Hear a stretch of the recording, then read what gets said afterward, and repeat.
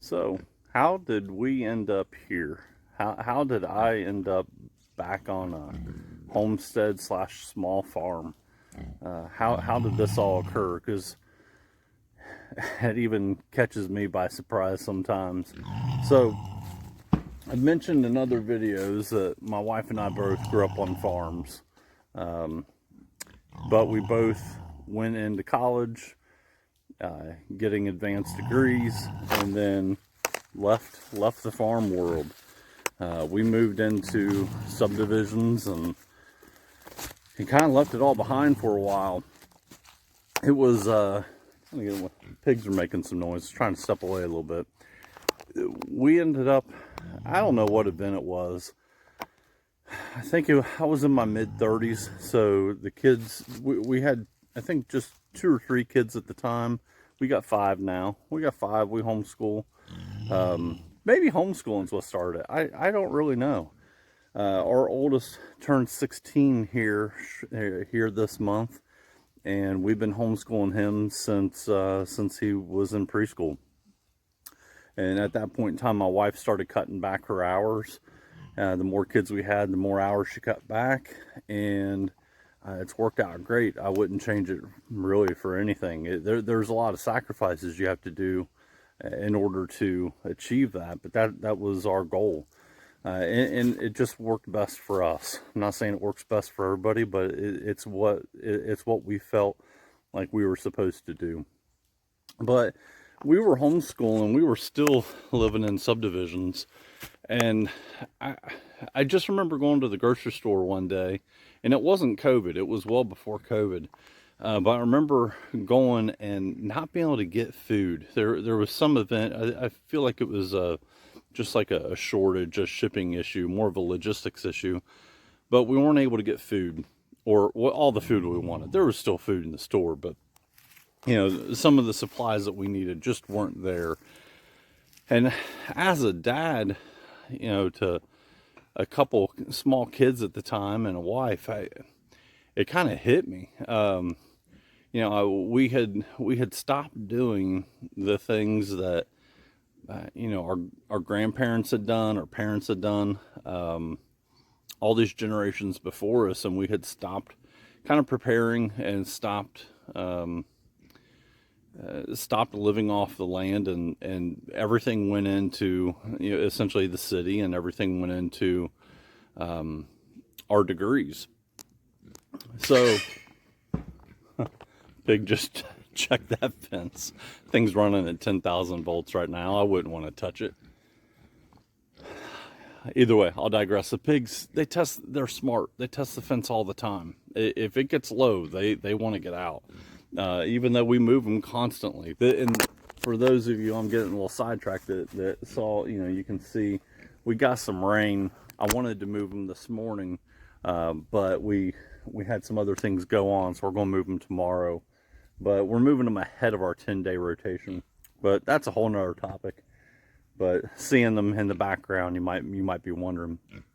But how did we get here? I remember being kind of in my mid-30s when I couldn't find the food I needed, or the toilet paper, or whatever it was, the issue getting groceries. But at the same time, I also remember feeling this like draw, like I don't know, spiritually, I don't know what it was, but this feeling that I needed to get back out into the country.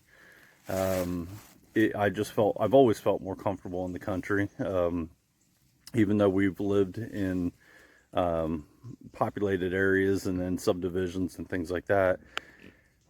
We just started getting this feeling. Then things just kind of progressed. We moved out of a subdivision, and we were still in a very congested area, but we were able to get a few acres of land. I think it was 5 or 6. I can't remember the exact amount, but like 5 or 6 acres in the country at the end of a dead end road. That it was fantastic. Worked great for us as a family. It was a fantastic area. Fantastic place for us to live while still working in the city.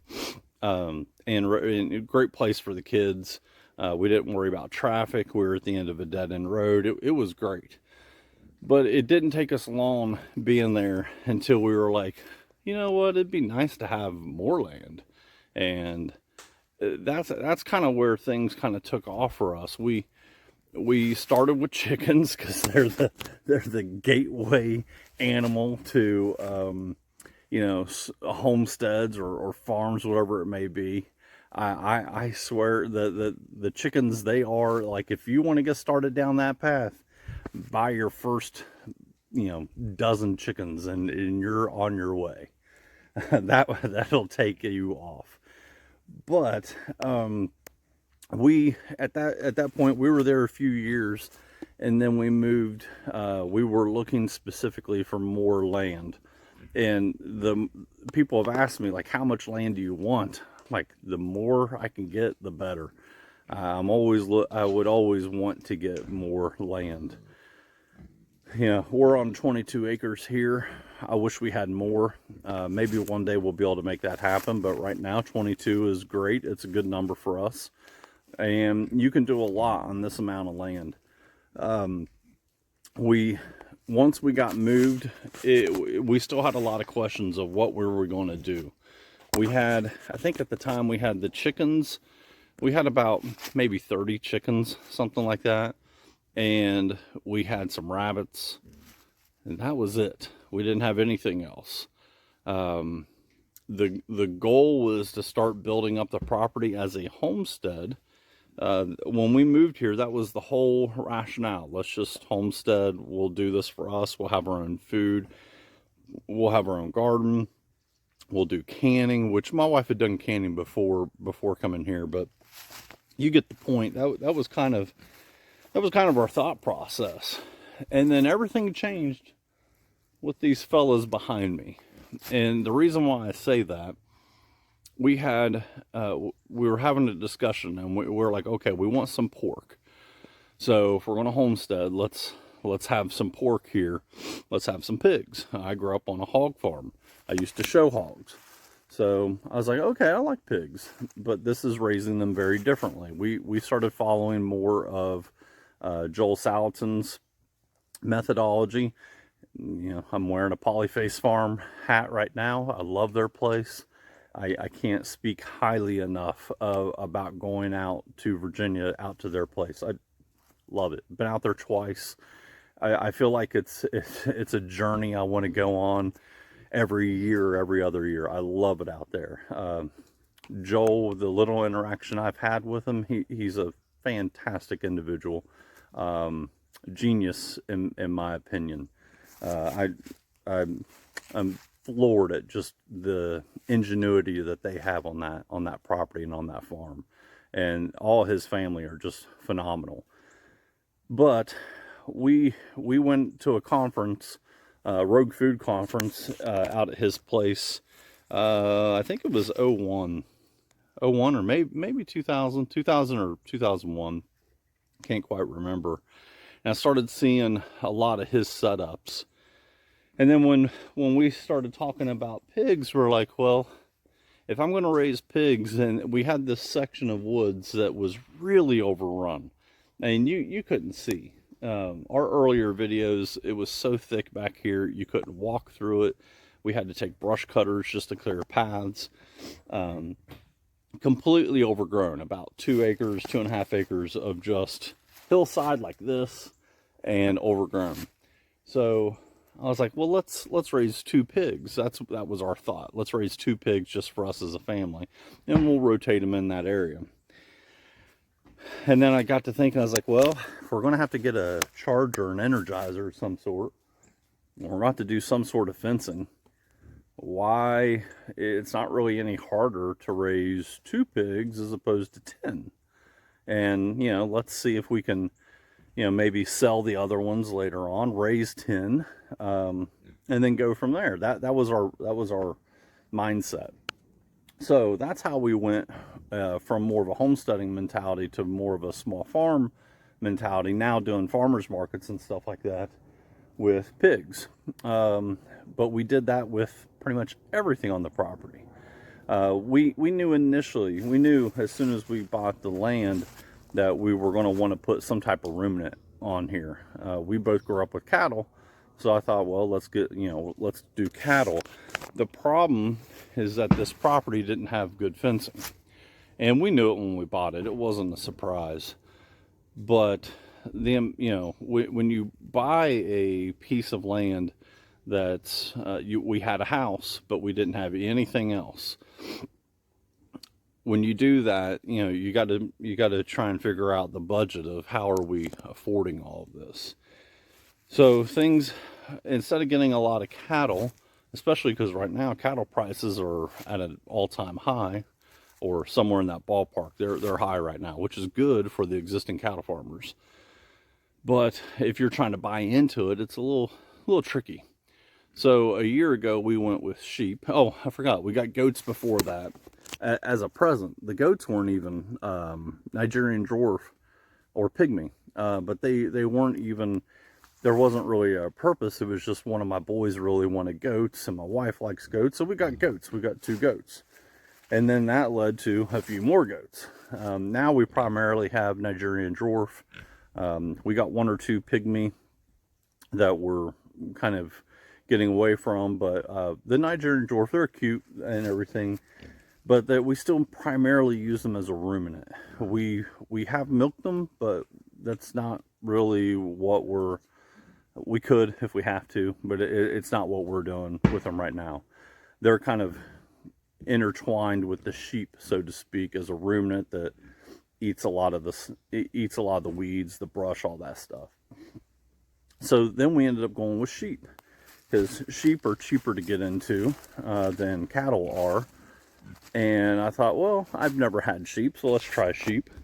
And they meat sheep. They're not woolies. They're meat sheep. They're hair sheep. And that was a surprise to me. I didn't know if I would like them or not. I had watched some of Greg Judy's channels, and Greg, I guess, sort of inspired the notion to go with sheep.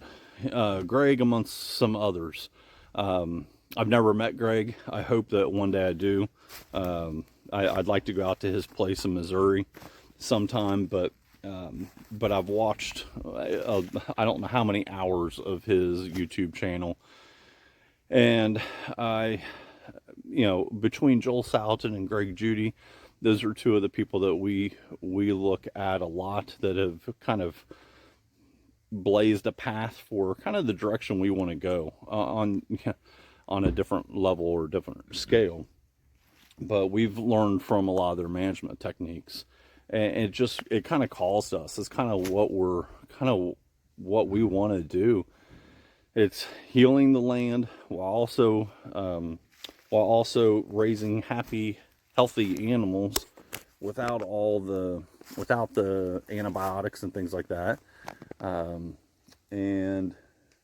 doing it in a way that's self-sustaining and more of a permaculture design. Not quite exactly. We're getting there, but that's kind of the mentality. So we got pigs, sheep, goats. Goats are, in my opinion, they're my least favorite. Sheep are my favorite right now. I love the sheep. They're our most efficient animal on the property.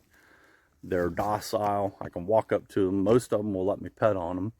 One of them, number 7, comes over to me constantly. I can't walk around the paddock without her on my hip. She's like a puppy dog.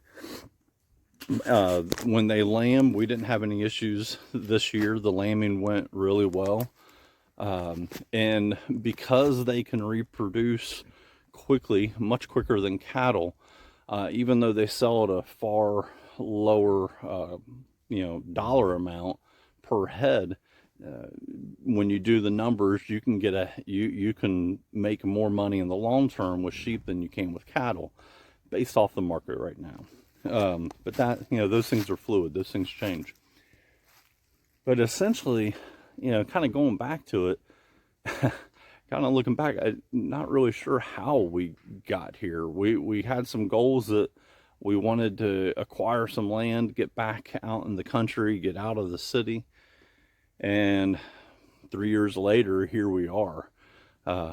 Loving it, absolutely loving it. You know, people ask me, close friends of mine ask me, you know, like, would you do it again? Would you stay in the subdivision? I'm like, heck no.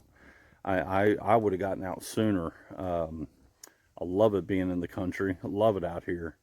One of the downsides is, you know, you're 20, at least for where we are, we're 20 or 30 minutes away from like a grocery store.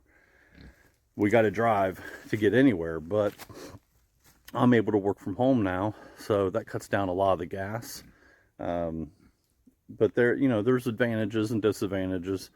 Things aren't quite as convenient, but I wouldn't trade it for anything. And our goal, you know, in the next upcoming year or two is really to expand even more and more and more. We want to keep growing as our name, Growing Roots Farm.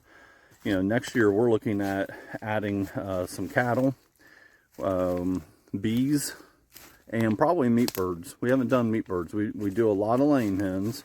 We're up. We keep incubating our own. See you pigs later. We keep incubating our own chickens.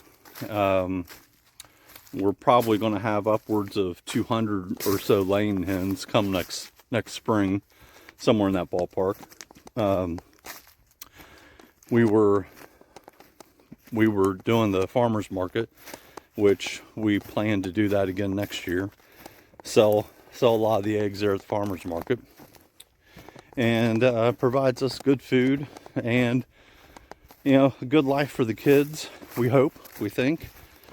You know, as a parent, you want to make good decisions, but, you know, we hope we are.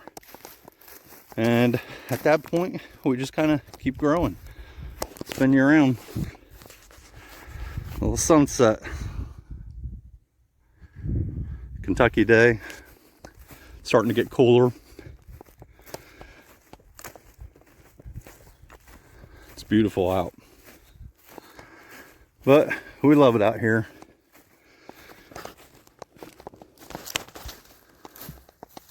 And walking up that hill still is getting hard. The hills here are pretty steep. They'll wear you out in a hurry. But I could stand to get in better shape right now anyway. But anyway, that's about it. If you watched this long, like and subscribe. Do all the cool YouTube stuff. Help us out a little bit. And see y'all next time.